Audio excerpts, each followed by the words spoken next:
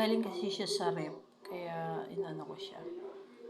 Pinaano ko muna sa isang sala. Yan. Para mawala-wala. Hinugasan ko siya para mawala-wala yung yelo. Yan. Lulutuin natin siya. Ibubusan natin siya para sa aming hapunan. Iwa po ako ng sibuyas para po sa sa alamang. Sibuyas na puti. Yan lang hiniwa ko, naiyak pa ako. Hapdi sa mata.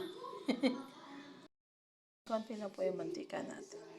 Laglag na po natin yung ating sibuyas. Walang tagahawa kaya mula sa sangkalan. Itutulak na lang ng isang kamay ko. Ay, wala po kasing katuwang dito sa kusina. Mga busy po sila sa panonood ng balita. Ayan. Ayan. Haluin natin ang ating sibuyas na puti.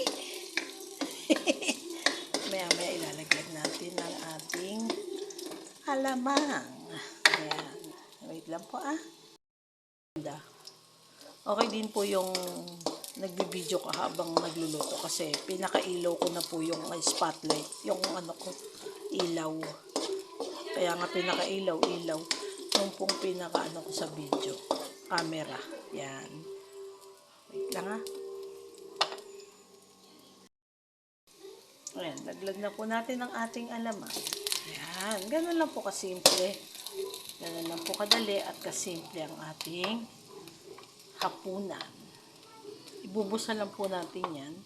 Patutuyuin natin para po ating... Bakit nagsasayaw ang aking kawali? Wala naman pa nagsasayaw. Oops. Dali. Medyo laksan natin maya-maya ang apoy. Natin ang pampalasa. Yan, magic sarap. Bechin.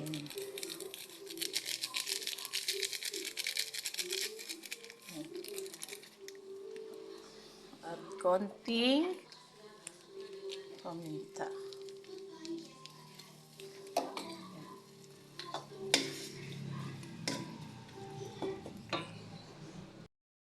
Patutuyuan natin yung ating alamang.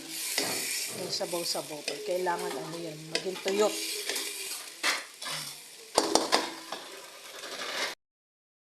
Ayan, okay na po siya. Ayan, tuyot na. Sarap nito. Amoy, heavy o sugpo. Simpleng ulam, simpleng hapunan. Ayan, okay na po siya. Ito naman po ulam ng mga bata. Ayan. Yung 2 bata. Yan lang po. Thank you.